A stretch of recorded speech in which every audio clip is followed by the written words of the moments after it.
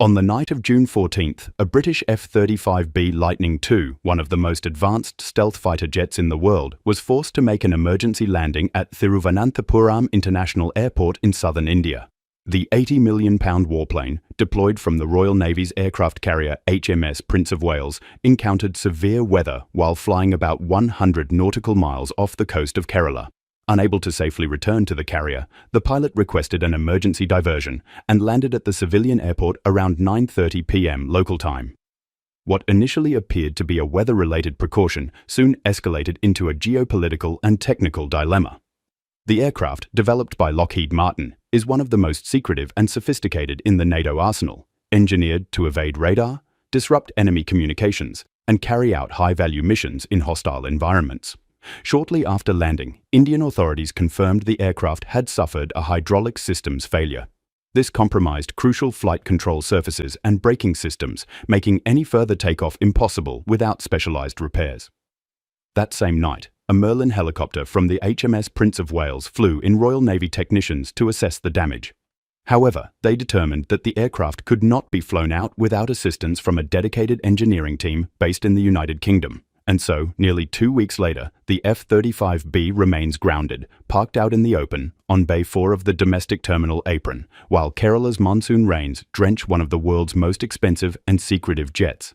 India's Central Industrial Security Force has since taken over 24-hour perimeter security around the aircraft.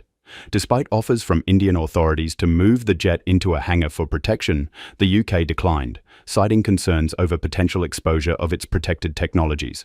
In fact, even third-party maintenance crews have reportedly been kept at a distance. Meanwhile, India's defense apparatus is quietly absorbing this moment.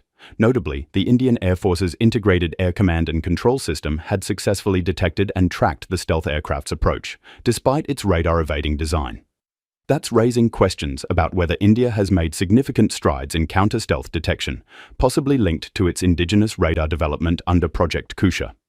The incident also adds another chapter to the strategic tightrope India walks between major powers. While not a member of NATO, India maintains military cooperation with both the United States and the United Kingdom. Just months ago, there was talk of India potentially acquiring the F-35 platform, a move that would dramatically shift the region's aerial combat landscape, but tensions remain fresh. A brief aerial clash with Pakistan saw both nations claim to have shot down each other's jets, and some in India still view Western defense partnerships through a cautious lens. Back in Thiruvananthapuram, a British engineering team is expected to arrive imminently. If on-site repairs aren't possible, there are whispers that the aircraft might be airlifted out aboard a heavy-lift transport plane, though that would require intricate coordination and special clearance from India's Ministry of Defense. Until then, the jet stays grounded, its powerful engines silent, its stealth cloaked not in radar-absorbing polymers, but in layers of rain, fog, and diplomatic restraint.